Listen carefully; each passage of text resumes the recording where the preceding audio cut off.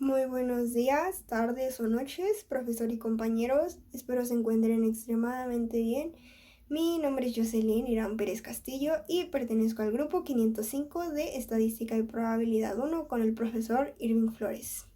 Hoy voy a explicarles la diferencia que hay entre los datos simples y los datos agrupados por intervalos. Bueno, los datos simples son aquellos que encontramos en la tabla de distribución de frecuencias, algo que hemos visto anteriormente y que incluso hicimos un video sobre eso. Si recordamos, en esta tabla únicamente había 6 columnas. Les voy a explicar qué había en cada columna por si se les olvidó o para que sea más entendible para hacer la comparación más adelante. En la primera columna estaba la letra K, que significa clases. En la segunda las letras X, Y, que son marca de clases. En la tercera F, I, que es frecuencia absoluta. En la cuarta FR, que es frecuencia relativa. En la quinta FR y el signo de grados, que es frecuencia relativa en grados. Y por último, en la sexta FR y el símbolo de porcentaje, que significa frecuencia relativa porcentual. A diferencia de esta tabla para datos simples, la tabla para datos agrupados por intervalos tiene 18 columnas y a pesar de que en esas 18 columnas entran las columnas que se usaba para la tabla de distribución de frecuencias, también se agregan más cosas que voy a ir explicando más adelante para que esto sea más claro.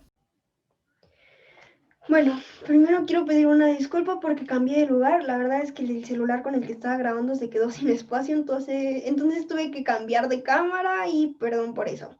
La verdad que esto de los datos agrupados por intervalos es bastante laborioso, sin embargo voy a intentar no extenderme mucho para que esto no se vuelva tedioso y pues intentaré ser breve.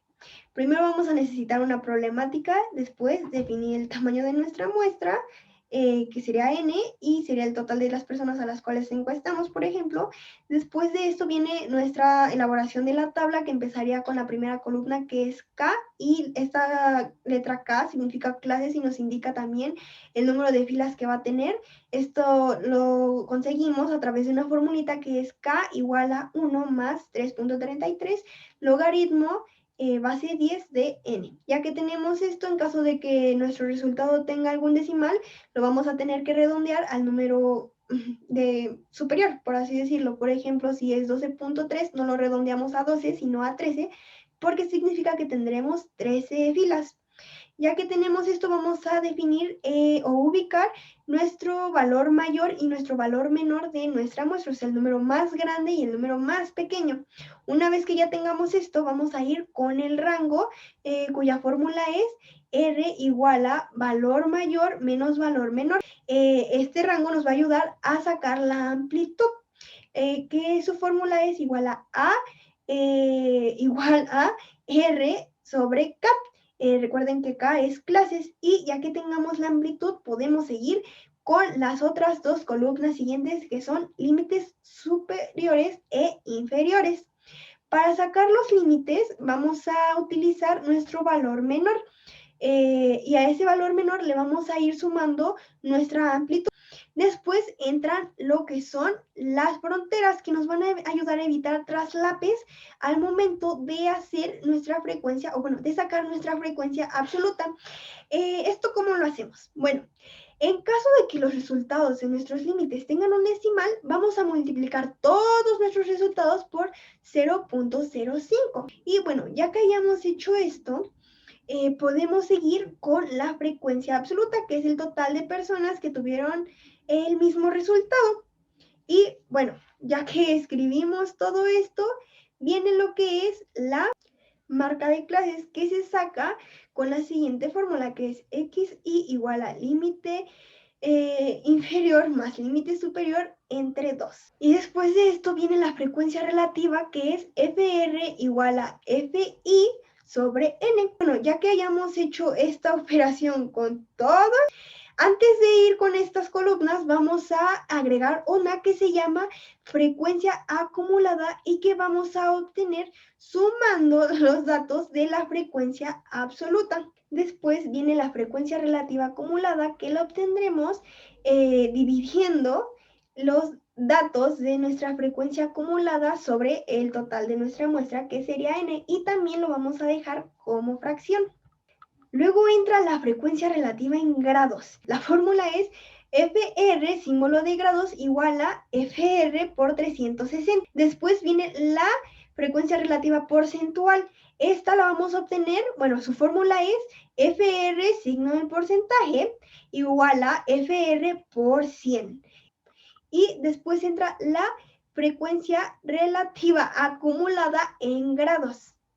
Esta la vamos a obtener multiplicando la frecuencia relativa acumulada, que era FRX, por 360.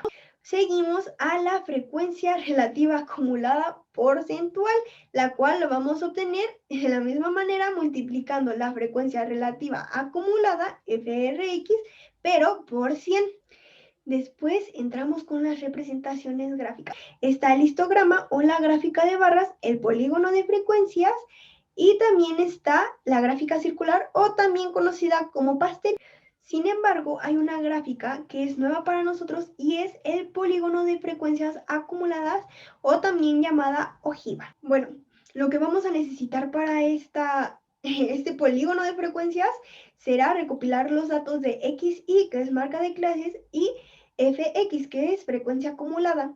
Ya que los tengamos, vamos a colocar en el eje X la marca de clases y en el eje Y la frecuencia acumulada y asignaremos los valores en donde corresponda poniendo un puntito y recuerden que al final esos puntitos los vamos a unir y en la parte superior podemos agregar el valor que le corresponde o la variable. Ya está. Ya que hayamos terminado con las representaciones gráficas, llegamos a los parámetros estadísticos, donde están las medidas de tendencia central. Si recordamos, estas eran la media, la mediana y la moda.